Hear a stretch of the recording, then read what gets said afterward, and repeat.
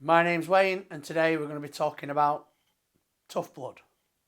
After quite a few team meetings, we never really got anything nailed down solid that we wanted to do in relation to the script and how we wanted to shoot it. We kind of came to a dead end really. And then it was in this particular meeting, I took the script home, started to look at it, tried to get a feel for it in depth. And it really was out of nowhere, really, that I had an idea about the script. Rather than looking at it as a game, two people talking about a game, let's make them the game. Let's make it real. Let's kind of take them and put them into the game. And I was like, let's take it. Let's make it kind of medieval. Let's set it back in a period of time where it was medieval fantasy.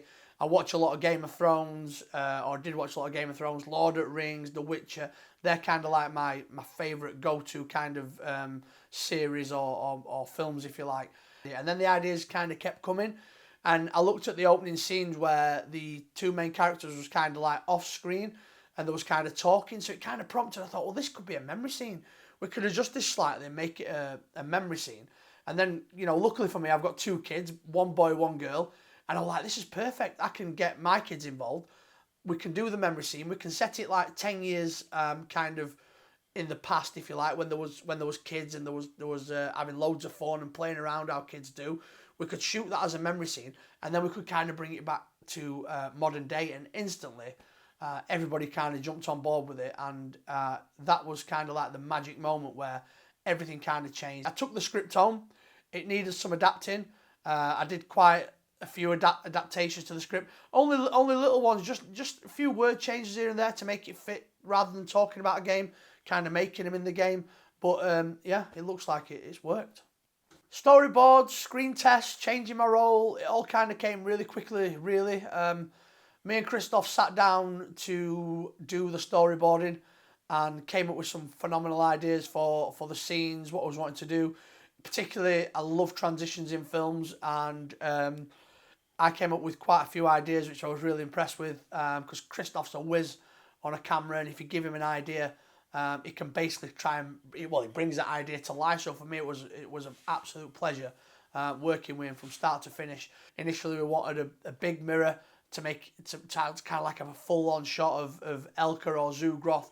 So we did the scene with obviously the mirror, and that worked absolutely like a dream. Christoph filmed that absolutely perfectly. I came up with the idea, when Elka's tilting the mirror, that I would put some markings on the wall so she could see the marking on the wall, so she knew where to tilt the mirror to. But even that proved difficult, and we had to improvise on set. And then we got Jack kind of laid down underneath Elka, helping to turn the mirror to the right point. Took us a long time on set, but it absolutely paid off. Screen tests, we got Taz and Rory to help me and Christoph filmed the screen test. It was really evident straight away that the screen test worked. The shots we had in mind worked, and it would look real well. And I was becoming real hands-on with more or less every part of the production at this point, because it was all coming from my vision. It was kind of agreed that I would take on the role of director as well. So I kept the role of sound recordist on the day. I kept the role of the sound design, but then I also took on directing as well, which I was absolutely at this point just over the moon about, because it's what I really wanted to do. Locations was a problem. Me, Jack, and Rory initially went out on the first kind of pilgrimages for locations. The prices was just way beyond our budget, like £1,000 a day, when we only had like £500 for the entire shoot. We ended up having a meeting with Matt back in uni, because we thought about maybe using green screen, even though Christoph wasn't so keen, because he thought it'd be really difficult. But I think we all knew as a team that this would look far better if we could get an authentic, real building to film it in. It would give it so much more life, and it'd make it feel so much more real. To be fair to Jack, he never stopped working on this. All credit goes to Jack. He got Bolinall sorted. I had to dip into my own personal funds. I bought the mirrors, I bought the candles, I bought the quill that James writes with. I provided the sword. I mean, this was a bit of a family effort as well. If you look at the maps, the old papers that James was looking at and reading from and writing on, that was actually me and my daughter Willow that made them. We got some paper, we got some tea bags, and Willow did all the hard work at dampening all the paper with tea bags to make it look old. And then we waited, dried it out, and then it was my wife actually that burnt the edges. And then it was me that drew the maps on them. So it was a real kind of team effort from my family, where I got me, my wife and my little girl involved in making the maps. So when you look at them on the screen, how good they look, that was done here by me and my little girl. So well done, Willow. Casting actors was exciting. I've never done it before. Couldn't wait to see what returns we got from actors, and really pleased we settled with James and Elka. Couldn't be happy with the performances that they both delivered. I wanted the actors to kind of look similar to my boy and girl when they got older, but it was nice to be able to experience actors that didn't fit and kind of saying, you know, I'm really sorry, but you know, you're not the right fit for the role, and that learnt me loads from a directing point of view as I go forward. If I get the opportunity to do this again, will be don't just pick anybody. Pick the ones that are right for the parts. So the day of the shoot, was I nervous? Yeah, a little bit. I wanted to make sure the set was a happy set. I wanted to make sure everybody was relaxed. The best way for me to do that is to make people laugh and enjoy themselves. When the actors turned up, I had meetings with the actors, introduced them to everybody, made sure that there was, you know, again, they were totally relaxed. Elka had quite a lot of experience. James was pretty new. So I realised James needed a lot of confidence building. You know, went through exactly what I wanted the characters to be, how the story unfolded, how the power shift from James to Elka happens, and what I wanted to try and achieve with the characters. But what was also important was that I didn't overpower the actors and restrict them from kind of acting. So what I wanted to do was get my vision, understand what I was trying to create, understand what I wanted from the characters. But at the same time, I wanted them to understand the characters, to grow into the characters, to feel them, and to also feel that they could make some changes if they felt it was necessary, if it felt it benefited the character. You know, you can never have too many ideas. And because of that, I think it allowed the both James and Elka to kind of feel the way into the characters and really explore them and understand them and really grow into what they became. And I think because of that I didn't restrict them. Yes, I had a vision, what I wanted to deliver. The great chemistry that we all built up on set, I think they absolutely delivered it. And I think the important thing about that was they felt relaxed in order to do it. And yeah, it really worked. So absolutely loved it.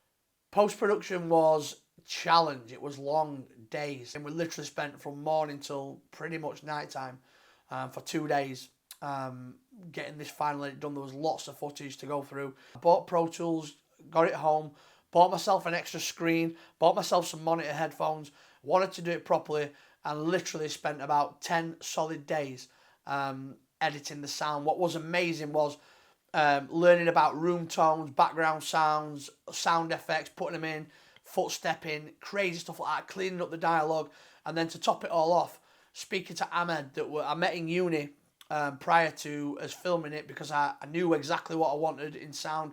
I was absolutely blown away when Chris said we could use a real composer to make music for us. That really excited me. So initially I met Ahmed, and for the memory scene I showed him a scene from Gladiator where Russell Crowe's kind of it's like when he's dying, like a memory scene where he's going to see his son and his wife that got killed, and he's walking through the fields brushing the long grass, and there's some amazing music in the background. And I shown Ahmed that, told him I wanted something similar to that. And then for the final scene, where I wanted the music to really ramp up, be really scary. I want the audience to know something bad was about to happen. And for that I used inspiration from a scene from Lord of the Rings where there's a battle on Weathertop where the hobbits are fighting, I can't recall them now, the guys with the sword, the kind of dead kings, and kind of Aragorn comes in to save him, but Frodo does get stabbed, but the music in that is really intense. And I played that to Ahmed and shown him that that's the kind of music that I wanted. Ahmed moved back to Jordan, so all the communication since has had to go backwards and forwards over email, which has been difficult and challenging. But I've got to say a massive thanks to Ahmed because he nailed it, absolutely nailed it. The first piece of music was amazing, loved that. And then we actually ended up with 3 pieces of music because Ahmed did me an initial end piece of music that didn't quite fit what I wanted. So I had to re-explain to him what I did want, and he come back with another piece of music that was just amazing, exactly what I wanted. But then the initial piece of end music they gave me, I thought, well, this fits really well to the transition. We can use that, because even though it's still quite scary to a touch, but it's a little bit like, it has that kind of end feeling like we've achieved something.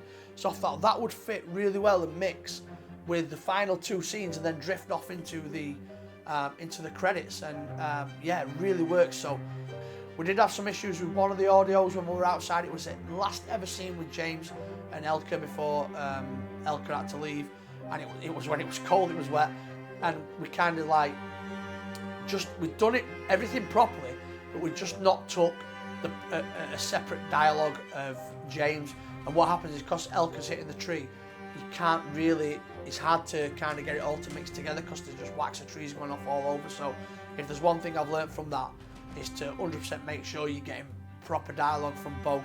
But to be honest, in our defence, we were down to 4 crew members at that point because 2 crew members have gone back home, one to Poland, one to Italy. So we didn't have 2 boom operators. It was real tough. So in terms of if that was a real kind of production, maybe you'd have had more people on set to capture that. And I'm sure we would have done that if we had the right numbers. And it wasn't the end of the day, and I think everyone was totally burnt out by that point. But apart from that, I think that we captured the dialogue really well. I used the Zoom F6. Used the 32-bit float. I did set the levels to make sure that was right, but I knew I had the safety net of the 32-bit float, that if it did go too high or too low, that it wouldn't clip, so that was a real benefit as well. But, you know, all in all, I love the sound, love doing it, and I think it's come out really, really well.